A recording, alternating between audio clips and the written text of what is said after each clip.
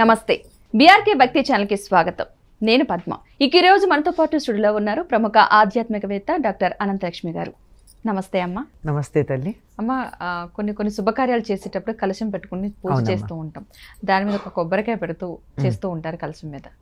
అందరికి వచ్చే సందేహం అనుకోవాలి దీన్ని.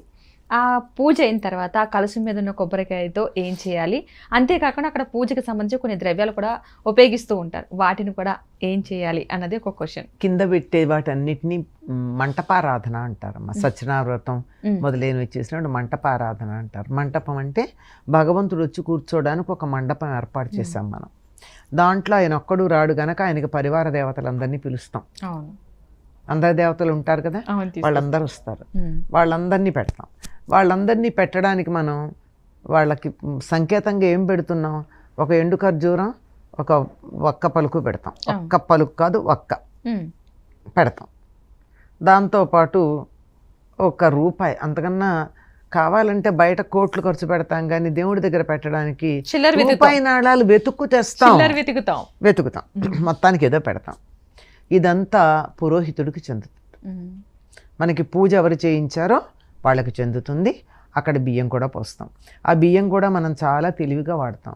మనం తినేటటువంటి బియ్యాలు వాడం, అక్కడ పెట్టేవి వేరు ఉంటాయి.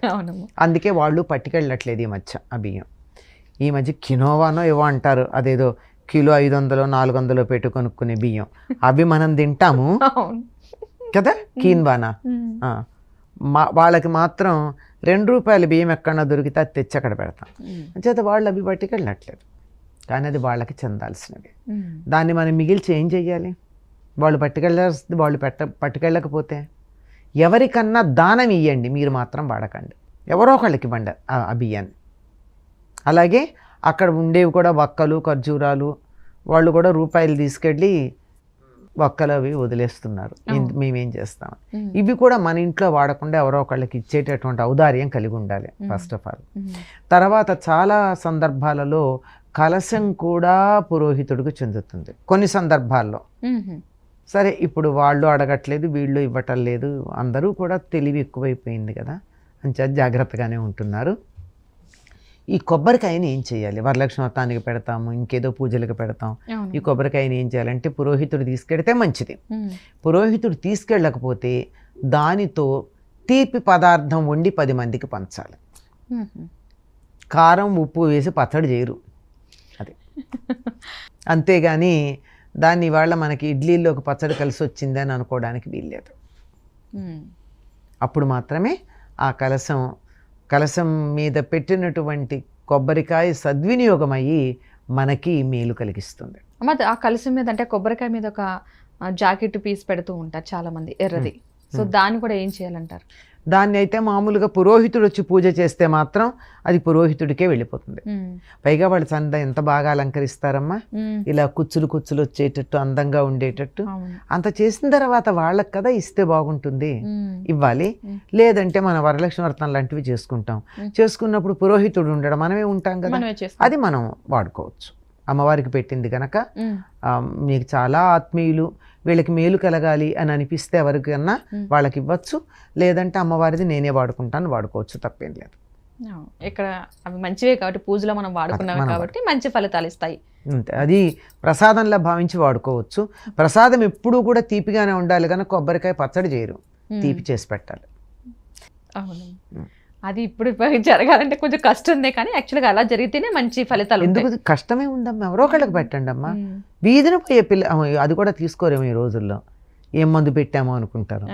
అంచేత ఎవరో ఒకళ్ళు తెలిసిన వాళ్ళకి పెట్టి, మనం తెలిసిన వాళ్ళకి పెట్టుకుంటే 10 మందికి ప్రసాదం పెట్టినట్టు ఉంటుంది. ఎంతో కొంత 10 మంది కనీసం 4-5 పెట్టండి, పెట్టు తర్వాత. ఒక చిన్న సందేహం అనే కాదు, చాలా మందిలో ఉన్న క్వశ్చన్ అనుకుంటున్నాను నేనైతే. ఇంట్లో ఎలాంటి మొక్కలు కావచ్చు, చెట్లు కావచ్చు పెంచవచ్చు, ఎలాంటివి పెంచకూడదు? మినిమం ఉన్న దాంట్లో ఇప్పుడు అందరూ కూడా అది అపార్ట్మెంట్లో ఉన్నా సరే కొన్ని మొక్కలు పెంచడానికి ఇష్టపడుతూ ఉంటారు, కానీ కొన్నిటిని పెంచకూడదు అంటారు. పెంచకూడనివి ఎందుకు పెంచకూడదు, పెంచవలసిన వాటిని ఎందుకు పెంచాలి, కారణం ఏంటి? మీరు ఒక పదం వాడారు, అపార్ట్మెంట్లని. అపార్ట్మెంట్ కల్చర్ వచ్చాక మొక్కలు పెట్టుకునేందుకు చోటు ఉంది అంటే ఏం చెప్పాలమ్మా? చోటు ఉందా? గట్టిగా అడిగితే కనీసం తులసి మొక్క పెట్టుకోవడానికి కూడా చోటు లేదనేటటువంటివి ఉన్నాయి. కొంచెం చోటు కనుక ఉన్నట్టయితే అసలు చోటు లేకపోవడం ఉండదు, తులసి మొక్క ఎక్కడో అక్కడ పెట్టుకోవచ్చు. ఇంట్లో సూర్యకాంతి పడే ప్రదేశం ఏదో ఒకటి ఉండదా, ఎక్కడో అక్కడ ఇంతన్నా ఉండదా, ఎందుకు పెట్టలేరు? పెట్టాలని థాట్ ఉంటే తప్పనిసరిగా ప్రతి ఇంటిలోనూ ఉండి తీరవలసినటువంటి మొక్క తులసి మొక్కమ్మ. వృక్షాలు పెంచుకునేటటువంటి అవకాశమే లేదు కదా, కానీ మొక్కలు మాత్రం పెంచుకోవచ్చు.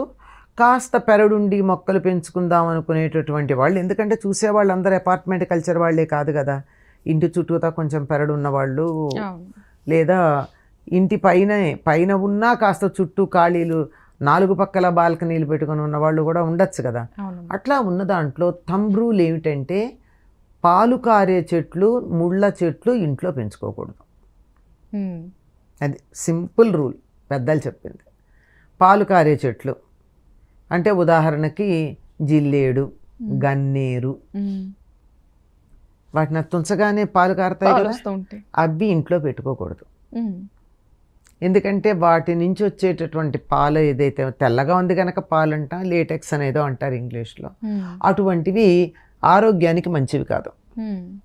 అంటుకున్నాయంటే ఇప్పుడు ఆ గన్నేరు తాలూకు పాలు అంటుకుందంటే జిడ్డులాగా ఒక మచ్చలాగా ఉంటుంది, చాలా కష్టపడి దుడుచుకోవాలి గన్నేరు నుంచి పాలు పడినట్టయితే. ఇంకా జిల్లేడు అంటారా, దానివల్ల వచ్చే ఆయుర్వేదంలో చాలా గొప్పది, ఎన్నో రకాల వైద్యాలకు పనికొచ్చేటటువంటి ఆ జిల్లేడు, దాని పాలు మాత్రం వెంటనే నేరుగా పడితే మంచిది కాదు. ఒకప్పుడు ఏదో కళ్ళు పోతాయని కూడా చెప్తూ ఉండేవారు, ఎంతవరకు నిజమో తెలియదు కానీ మొత్తానికి అటువంటివి ఇంటి దగ్గర ఉండకూడదు. ఏమీ లేదు, కళ్ళు పోవడం మాట అది అట్లా ఉంచండి. ఆ దగ్గరికి వెళ్ళి ఇలా తగిలితే చేతికి కొంచెం దానిపైన ఉన్న బూడిద లాంటిది అంటుకుంటే దాంతో ఇట్లా కన్నీలా అనుకున్నామంటే కళ్ళు మండి రోజల్లా బాధ పెడుతుంది కదా, అంచేత అవి ఉండకూడదు. ముళ్ళ మొక్కలు ఉండకూడదు. అందుకని నిమ్మ లాంటివన్నీ కూడా పూర్వం పెరట్లో ఎక్కడ పెంచేవాళ్ళు, ప్రహరీ కూడా దాటి అవతల ఉన్న చోట పెంచేవారు కానీ ప్రహరీ లోపల పెంచేవాళ్ళు కాదు. అలాగే చోటు పెద్దదిగా ఉండి మొక్కలు వేసుకుంటే మర్రి, రావి లాంటి మొక్కలు వెయ్యరు. ఎందుకంటే పైకి ఎంత పెరిగాయో అంతకన్నా ఎక్కువగా లోపలికి వెళ్ళి గోడల పునాదుల్ని, మనకిక్కడ గనక అయినట్టయితే కింద ఉన్నటువంటి సంపు ఏదైతే ఉందో నీళ్లు స్టోర్ చేసుకునే నేల లోపల ఉన్నటువంటి ట్యాంక్స్ ఉంటాయే వాటన్నిటిని కూడా వేళ్ళు వెళ్ళి చీల్చిపడేస్తాయి, పగుళ్ళు వస్తాయి. అంచేత అలాంటి పెద్ద పెద్ద వృక్షాలు ఏవైతే ఉన్నాయో వేళ్ళు లోపలికి వెళ్ళిపోయి నేలలో చొచ్చుకుపోయేవి, అటువంటివి నగరాలలో వేయకపోవడం మంచిది. అండర్లైన్ చేసుకోండి నగరాలు అని, ఎందుకంటే పల్లెల్లో బోళ్ళు ప్రదేశాలు ఉంటాయి, ఇక్కడేమో పక్కన ఇళ్ళు ఉంటాయి. ఎందుకు వచ్చింది, వేయకపోవడం మంచిది. కానీ ఇవి మాత్రం మామూలుగా పెరట్లో పెట్టుకునే మొక్కలు కూడా, ముళ్ళ మొక్కలు, పాలు కారేటటువంటి మొక్కలు పెట్టుకోకూడదు. తప్పనిసరిగా ఉండాల్సినవి ఏమిటయ్యా అంటే తులసి తప్పకుండా ఉండాలి. ఎందుకు ఉండాలి, దేవత కనుక కాదు, అది ఎక్కడుంటే అక్కడ ప్రాణవాయువు ఎక్కువ ఉంటుంది. సాధారణంగా చెట్లు ప్రాణవాయువు తీసుకుని బొగ్గుపులుసు వాయువు బయటకు వదులుతాయి. తులసి మొక్క మాత్రం ప్రాణవాయువు తీసుకుని ప్రాణవాయువుని మాత్రమే వదులుతుంది, ఆవులాగా. ఆవు కూడా అంతే కదా, ఆవు పీల్చేటప్పుడు ప్రాణవాయువు పీల్చుకుంటుంది, వదిలేప్పుడు కూడా ప్రాణవాయువే వదులుతుంది. తులసి మొక్క కూడా అంతే, ప్రాణవాయువునే వదిలిపెడుతూ ఉంటుంది.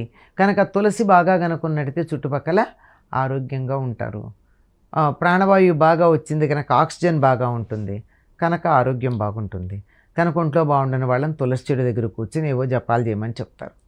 ఎందుకు అంటే ఆక్సిజన్ కంటెంట్ బాగా ఉంటుంది అనేటటువంటి ఉద్దేశంతో ప్రధానంగా ఉండాల్సింది తులసి అయితే.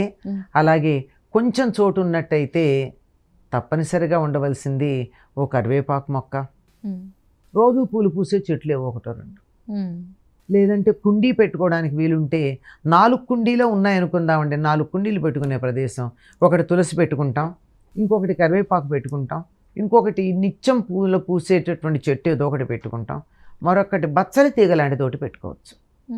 ఎందుకు అంటే అది ఆ కుండీ ఎంత ఉందో దాని మీద అంతా పెరగడం కాదు, అది చక్కగా పైకి అల్లుకుపోతుంది కనుక మీకు కింద ఏముండదు. ఆరోగ్యానికి చాలా మంచిది తింటే, full of iron and calcium. రక్తహీనత పోవాలంటే రోజు విడిచి రోజు బచ్చల కూర తినమని చెప్పారు. అట్లాగే పూలకు కూడా పాకేటటువంటివి పెట్టుకోండి, శంకు లాంటివి. అవును. అవి గనక పెట్టుకున్నట్టయితే కింద మీకు ఇబ్బంది ఉండదు. పైన గ్రిల్ లాంటిది ఉంటే దానికి పాకించుకుంటే వారానికి ఒకసారి కూర, నిత్యం పూలు వస్తాయి. రోజు కూరల్లో ఒక కరివేపాకు వేసుకోవచ్చు. ఇది జనరల్గా అవును. శాస్త్రం గురించి చెప్పట్లా, నేను ప్రాక్టికాలిటీ ఆలోచించి చెప్తున్నటువంటి మాట. అవును. శాస్త్ర ప్రకారం అయితే ఆ పాలు కారేటటువంటి చెట్లు, ముళ్ళున్న చెట్లు పెంచుకోకూడదు. ఒకవేళ పెంచుకోవాలనిపించే నిమ్మ చెట్టు పెంచుకోవాలనిపించింది, పెద్ద పెరడు ఉన్నప్పుడు ఆరు బయట పెంచండి. మనీ ప్లాంట్ ఎవరింటి నుంచి అన్నా అడగకుండా తెచ్చుకోవాలి కానీ వాళ్ళని అడిగి తెచ్చుకోకూడదు. ఇది ఇంకోటి, అంటే దోచుకునే మనస్తత్వానికి సంకేతం ఇది.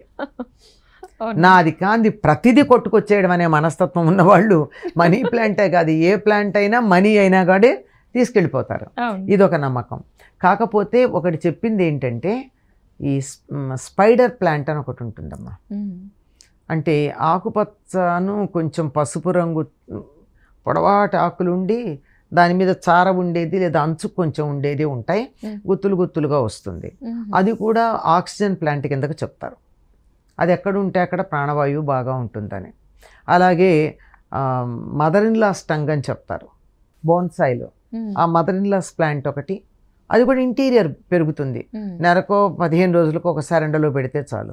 ఈ స్పైడర్ ప్లాంట్ కూడా అంతే, వారానికో 10 రోజులకో ఒక రోజు ఎండలో పెడితే చాలు.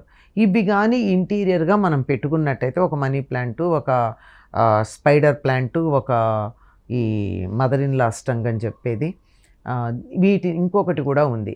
వీటిని గనక మనం ఇంట్లో పెట్టుకుంటే కావలసినంత ఆక్సిజన్ ఉంటుంది అని చెప్తారు. ఇది లేటెస్ట్ అమ్మ, ప్రాచీన గ్రంథాల్లో చెప్పింది కాదు. ఇది లేటెస్ట్ పెట్టుకోదగిన ప్లాంట్స్, పెట్టుకోకూడని ప్లాంట్స్ అని. ఇక్కడ ఒక మాట చెప్తే ఇవన్నీ పెట్టుకోమని చెప్తూ, ఇది మనీ ప్లాంట్ గురించి మీరు చెప్పారే, పెట్టుకోవచ్చు పెట్టుకోకూడదు అన్నట్టు, ఆ మధ్య మాకు తెలిసిన వాళ్ళు ఇంట్లో అరటి చెట్టు కొట్టేశారు. అదేమిటి అరటి చెట్టు కొట్టేసావు, చక్కగా బాగుంటుంది కదా, ఒకటి ఉంటే బోళ్ళు పిలకలు పెడుతుంది కదా అంటే, అరటి చెట్టును నిద్ర లేవంగానే చూస్తే ఇంట్లో ఆడవాళ్ళకి 2వ సంతానం కలగదుట, ఒక సంతానంతో ఆపేయాలట. ఈ రోజుల్లో మరీ మంచిది కదా, 1 hour నన్ను అనుకునే రోజుల్లో. అలా ఎందుకు అంటే, గెల వేసాక చెట్టు పోతుంది కదా, అందుకంట.